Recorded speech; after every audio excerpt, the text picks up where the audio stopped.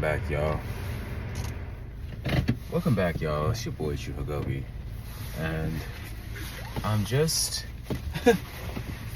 my message right now is like, just give me some time.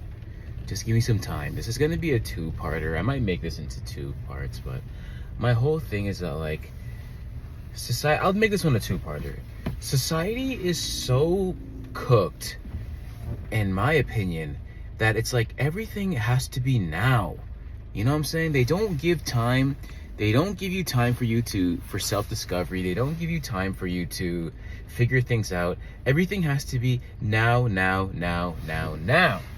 I think it's exhausting, man. I think it's exhausting. That's why I'm gonna make this one a two-parter, because yeah, I just think that society like has no patience. You know, for the most part, it's like you have no patience for you to try to figure things out. Have no patience for you to try to understand your life. They have no patience for you to work things out at your own pace. You know, they create these unrealistic milestones. They create these unrealistic rites of passage for you to fall into these traps about feeling behind. And then when you get to a certain age group, or when you get to a certain should I bring my sneakers? That's okay. I have my other sneakers in the car. And when when you reach to a point where you're not at where like you think you're supposed to be at that any given moment, you feel as though you're behind. You know what I'm saying? But the funny thing about it is that like everybody's going through it. You know what I'm saying? Nobody got it figured out right now.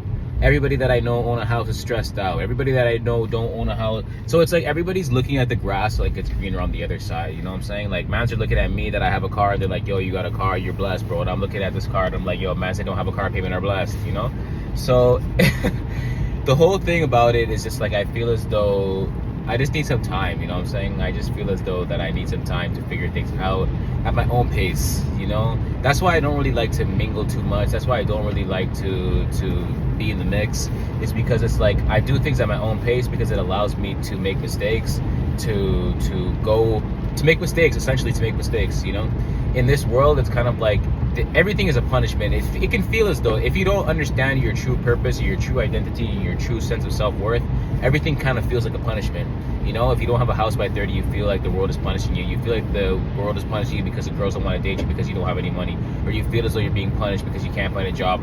But for me personally, I just look at these things as learning opportunities.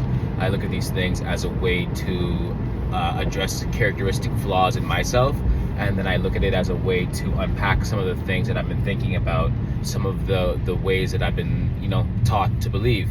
Because right now, look guys, there's a Porsche 911 Targa top next to me, and there's a Ford Bronco Outer Banks to the side of me right here. And it's like three levels, and I'm in a Honda Accord, 2019 Honda Accord.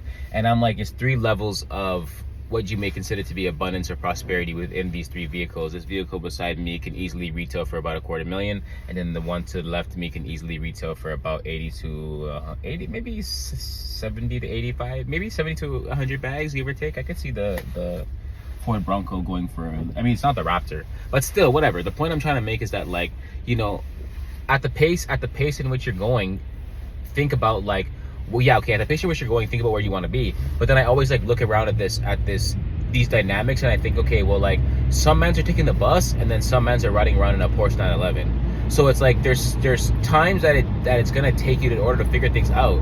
You know what I'm saying? There's time, and it's gonna take you some time to figure certain things out in your life to get to where you want to go in a way that is proud and acceptable for you. You know what I'm saying? Like, now I'm doing all this music stuff, I'm doing all this creation stuff. I've been wanting to do this stuff since I was about like, since as long as I can remember, to be honest with you, since as long as I can remember, and I had any fathom of wanting, you know. But I think to myself, like, imagine if I had made it, if I made it at like 19, you know, somebody could have finessed me with a contract for the price of a Lamborghini, and I would have fallen for it because I didn't know who I was. You know, and then if I went at the world's pace just to be able to say, okay, I have a Lambo, I would sign a lifelong deal, and then now all my masters, all my music rights, all my creations belong to some other organization. You know what I'm saying? But no, I took my time, and I signed myself. I started my record label, I started this music empire in like 2018, then COVID hit, and then I had to take some time, take a step back. But I say just because I fell back, that don't mean I fell off. I got big dog status, I'm gonna knock your head off. Shout out to Duke Deuce. So, in all these things, it makes me laugh because it's like if you really don't know who you are, you can be rushed into making decisions that are not beneficial for you, but just beneficial for society. You know what I'm saying? Because it's like as I am coming out of this transgression, as I'm coming into my own truth, it's like you really see how this world is designed for you to work nonstop, and then the money that you do make, the little money that you do make, because you're working hourly, so the little money that you do make, you have to go out immediately, you have to go to somebody else immediately. You know what I'm saying?